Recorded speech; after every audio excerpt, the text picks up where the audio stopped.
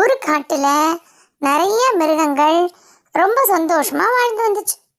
புலி, கரடி, வரிக்குதிரை, ஒட்டகச்சிவிங்கி, மான், முயல், குரங்கு, இந்த மாதிரி எல்லாமே சந்தோஷமா வாழ்ந்து வந்துச்சு. யானை எல்லாம். ஒரு நாள் அந்த காட்டுக்கு ஒரு சிங்கம் வந்தது. அந்த சிங்கம் ரொம்ப கோபமும் குறும்பும் நிறைஞ்ச சிங்கம். எப்ப பாரு எல்லா மிருகங்களையும் கோபமா மிரட்டும்.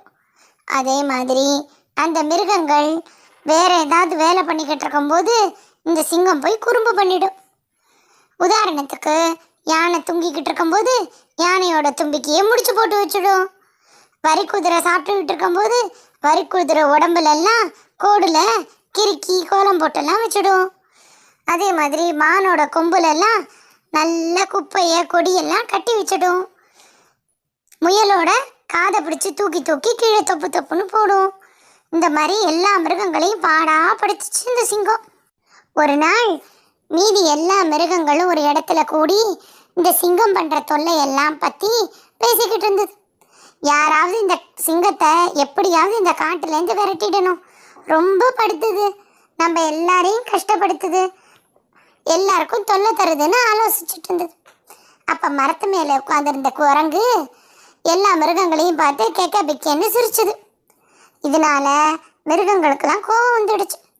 அதுல யானை குரங்க பார்த்து, ஏன் எங்களை பார்த்து சிரிக்கிற, நாங்களே அந்த சிங்கம் தர்ற தொல்லைனால கஷ்டப்பட்டுட்டு இருக்கோம், சிங்கம் ஒன்றை மரத்துக்கு மேலே வந்து எந்த கஷ்டமும் கொடுக்காதனால நீ எங்களை பார்த்து நக்கல் பண்ணி சிரிக்கிறியா அப்படின்னு கேட்டுச்சு.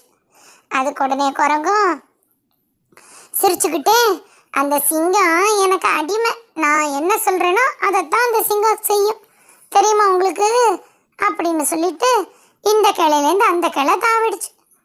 உடனே ஒட்டகச்சிவிங்கி, வரிக்குதிரை, மான், முயல், புலி, யானை, கரடி எல்லாமே அந்த குரங்கை பார்த்து கை கொட்டி சிரிக்க ஆரம்பிச்சிடுச்சு. அந்த சிங்கம் உனக்கு அடிமையா, நீ ஏன் ஒரு குரங்கு, நீ சொல்றத போய் அந்த சிங்கம் கேட்குமா, யார்கிட்ட போய் சொல்ற, சரியான புழுகு மூட்டை நீ அப்படின்னு சொல்லிட்டு எல்லா விலங்குகளும் சொல்லிச்சு. இதை கேட்ட உடனே குரங்கு கோபமா அந்த இடத்த விட்டு போயிடுச்சு. இந்த விலங்குகள்லாம் பேசிக்கிட்டு இருக்கிற போது அந்த குறும்புக்கார சிங்கம் அங்கேயே வந்துடுச்சு. எல்லா விலங்குகளையும் பார்த்து, என்னை விட்டுட்டு எல்லாரும் என்ன பண்றீங்க இங்க அப்படின்னு கோபமான குரல்ல கேட்டுச்சு. உடனே விலங்குகள்லாம், இல்ல இங்க அந்த குரங்கு, நீங்க அந்த குரங்குக்கு அடிமைன்னு சொல்லிச்சு, அதை பத்தி தான் நாங்க பேசிக்கிட்டு இருந்தோம் அப்படின்னு குரங்க அந்த சிங்கத்துக்கிட்ட மாட்டி விட்டுடுச்சு. இதை கேட்ட உடனே சிங்கம், என்னது குரங்கு என்ன அதோட அடிமைன்னு சொல்லிச்சா, ஆஹா இப்பவே நான் அந்த குரங்கை கூட்டிட்டு வந்து உண்மை என்னன்னு உங்களுக்கெல்லாம் புரிய வைக்கிறேன் அப்படின்னு சொல்லிட்டு வேகமா அந்த குரங்கு எங்க இருக்குன்னு பார்த்துக்கிட்டு ஓடி போச்சு. குரங்கு அதுக்குள்ள நிறைய மரம் தாவி ரொம்ப தூரம் போயிருந்தது. உடனே சிங்கமும் அந்த குரங்கை பார்த்துடுச்சு. குரங்கை பார்த்த உடனே கோபமா சிங்கம் குரங்கு கிட்ட, ஏய் நீ அந்த மிருகங்கள் கிட்டலாம் என்ன சொன்ன, நான் உனக்கு அடிமைன்னு சொன்னியா அப்படின்னு கேட்டுச்சு. அதுக்கு உடனே குரங்கு பயப்படுற மாதிரி நடிச்சுக்கிட்டு சிங்கத்துக்கிட்ட, இல்லை ராஜா, நான் அப்படி சொல்லவே இல்லை, நான் தான் உங்களுக்கு அடிமை, சிங்கராஜா சொல்றதை தான் நம்ம எல்லாம் கேட்கணும் அப்படின்னு தான் சொன்னேன் அப்படின்னு பாவமான குரல்ல சொல்லிச்சு. இதை கேட்டோன்னே சிங்கத்துக்கு ரொம்ப கம்பீரமா பெருமையும் வந்துடுச்சு. அது உடனே குரங்க பார்த்து, சரி நீ இப்போ என்கிட்ட சொன்னதை வேகமா வந்து அந்த எல்லா விலங்குகள்கிட்டையும் சொல்லு, அப்பத்தான் அவங்க என்ன நம்புவாங்க, சீக்கிரம் வா அப்படின்னு சொல்லிச்சு. அதை கேட்ட குரங்கும், சரி ராஜா, அந்த உங்க கூடவே வரேன் அப்படின்னு சொல்லிட்டு சிங்கத்துக்கு கூடவே தரையில இறங்கி வேகமா நடக்க ஆரம்பிச்சது. கொஞ்ச தூரம் போன உடனே குரங்கு அப்படின்னு கத்திக்கிட்டே கீழே உட்காந்துக்குச்சு. சிங்கம் உடனே குரங்கு பார்த்து, ஏய் என்ன ஆச்சு, ஏன் கத்தின அப்படின்னு கேட்டுச்சு. உடனே குரங்கு சொல்லிச்சு, என்னோட காலு சுளுக்கி கச்சு சிங்கராஜா, என்னால நடக்கவே முடியல, நான் எப்படி உங்க கூட வர முடியும் அப்படின்னு பாவமா கேட்டுச்சு. உடனே சிங்கமும், சரி என் மேல உட்காந்துக்கோ, நான் உன்னை தூக்கிக்கிட்டு போறேன் அப்படின்னு சொல்லிச்சு.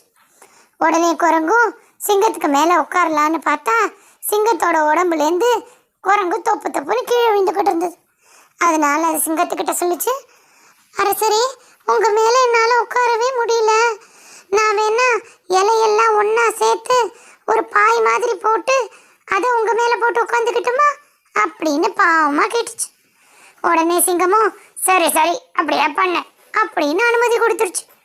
குரங்கும் இலையெல்லாம் ஒன்றாக்கி ஒரு சின்ன பாய் மாதிரி பண்ணி சிங்கத்தோட முதுகில் போட்டு குரங்கு ஜம்முன்னு சிங்கத்துக்கு மேலே ஏறி உட்காந்துக்குச்சு. கொஞ்சம் தூரம் சிங்கம் நடந்து போயிட்டு இருக்கிற போதே குரங்கு மறுபடியும் ஆன்னு கத்த ஆரம்பிச்சுது. உடனே சிங்கம் குரங்க பார்த்து, இப்போ என்ன ஆச்சு, ஏன் கத்துற அப்படின்னு கேட்டுச்சு. அதுக்கு உடனே குரங்கு சொல்லிச்சு, இல்லை ராஜா, நான் உங்கள் மேலே உட்காந்துருக்கிற போது இந்த மேலே பறக்கிற பூச்சிகள்லாம் என்னை வந்து கடிக்குது, அதனால தான் நான் கத்திட்டேன் அப்படின்னு சொல்லிச்சு. இதை கேட்டோன்னே சிங்கம், சரி அதுக்கு இப்போ உனக்கு என்ன பண்ணணும் அப்படின்னு கேட்டுச்சு. அதுக்கு உடனே குரங்கு சொல்லிச்சு, எனக்கு ஒரு குச்சி இருந்தால் தாங்களேன், ஏதாவது பூச்சியெல்லாம் வந்ததுன்னா நான் அந்த குச்சியால் அடித்து விரட்டிடுவேன் அப்படின்னு சொல்லிச்சு. உடனே சிங்கமும் அந்த வழியிலிருந்து ஒரு நல்ல கூர்மையான ஒரு குச்சியை எடுத்து அந்த குரங்கு கிட்ட கொடுத்துடுச்சு. குரங்கு அந்த குச்சியை கையில் வச்சுக்கிட்டு சிங்கத்துக்கு மேலே ஒய்யாரமாக உட்காந்து போய்கிட்டு இருந்தது. கொஞ்சம் தூரம் போனோன்னே குரங்கு மறுபடியும் அப்படின்னு அடுத்த சத்தத்தை கொடுத்துச்சு. சிங்கம் உடனே, இப்போ என்ன நீ சும்மா புலம்பிக்கிட்டே இருக்க அப்படின்னுச்சு.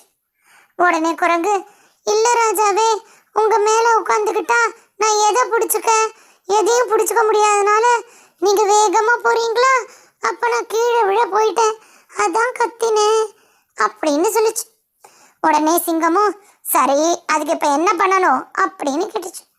உடனே குரங்கு சொல்லிச்சு, இந்த குதிரைக்கெல்லாம் கடிவாளம் போடுவாங்கல்ல, அந்த மாதிரி நீங்கள் இந்த கனமான கொடியை உங்கள் வாயில் பிடிச்சிக்கிட்டீங்கன்னா அதோட 2 முனையும் நான் கையில் பிடிச்சிக்குவேன், அப்போ நானும் விழாமல் கெட்டியாக இருப்பேன், அதனால தான் ராஜா கூப்பிட்டேன் அப்படின்னு சொல்லிச்சு. உடனே சிங்கமும் சரி சரி அப்படின்னு சொல்லிட்டு நல்ல கனமான ஒரு கொடியை பிச்சு அந்த குரங்கு கிட்ட கொடுத்துச்சு. குரங்கு அதை சிங்கத்தோட வாய் வழியாக கொடுத்து 2 முனையும் குரங்கு கையில் நல்லா பிடிச்சிக்குச்சு. இவங்க பேசிக்கிட்டே அந்த மீதி விலங்குகள் கூடியிருந்த இடத்துக்கு பக்கத்தில் வர்றபோது குரங்கு சிங்கத்தோட பெடரி முடிய ஒரு கையால் பிடிச்சிக்கிட்டு கையில் இருந்த குச்சியால் சிங்கத்தை படார்னு ஒரு அடி அடிச்சிச்சு. வலியில் சிங்கம் உடனே என்ன பண்ணுச்சு, வேகமாக ஓட ஆரம்பிச்சுது. அங்கே கூடியிருந்த விலங்குகள் எல்லாம் கூட பார்க்கல, அதெல்லாம் தாண்டி வேகமாக ஓடிச்சு. எல்லா விலங்கும் குரங்கு நல்ல அரசன் மாதிரி ஒரு கம்பீரமாக சிங்கத்துக்கு மேலே உட்காந்துக்கிட்டு சிங்கத்தை பிடிச்சி அடிச்சுக்கிட்டு சிங்கத்தோட வாயில் ஒரு கயிறு மாதிரி கொடியை கட்டி கையில் பிடிச்சிக்கிட்டு குச்சியோடு போகிறத பார்த்து ஆச்சரியப்பட்டு போயிடுச்சு. உண்மையிலே குரங்கு சொன்னது தான் நிஜமோ, இந்த சிங்கம் ஒன்றும் அவ்வளோ பெரிய கோபக்காரனோ பலசாலியோ இல்லையோ, குரங்கு தான் பலசாலியோ அப்படின்னு எல்லா மிருகத்துக்கும் சந்தேகமே வந்துடுச்சு. அதுக்குள்ள சிங்கம் மறுபடியும் திரும்பி இந்த பக்கமாக ஓடி வர ஆரம்பிச்சுது. குரங்கு நல்லா கையில் இருந்த குச்சியால் சிங்கத்தை சாத்துன்னு சாத்திடுச்சு. சிங்கம் இந்த பக்கமும் அந்த பக்கமும் குரங்கை தூக்கிக்கிட்டு ஓடிச்சா, அதனால எல்லா மிருகமும் குரங்கு தான் பலசாலின்னு முடிவு பண்ணிட்டு சிங்கத்தை பார்த்து நல்லா சிரிக்க ஆரம்பிச்சிடுச்சு. எல்லா விலங்குகளும் சிரிக்கிறத கேட்ட சிங்கத்துக்கு ஒரே அவமானமாக போயிடுச்சு. சிங்கம் கோபமாக திரும்பி பார்க்கறதுக்குள்ள குரங்கு பக்கத்தில் இருக்க மரத்துக்கு மேலே ஏறி வெறுன்னு உச்சாணி கலையில் உட்காந்துக்குச்சு. இப்போ எல்லா மிருகமும் சிரிச்சதுனால அவமானம் அடைஞ்ச சிங்கம் அந்த காட்டை விட்டே ஓடி போயிடுச்சு.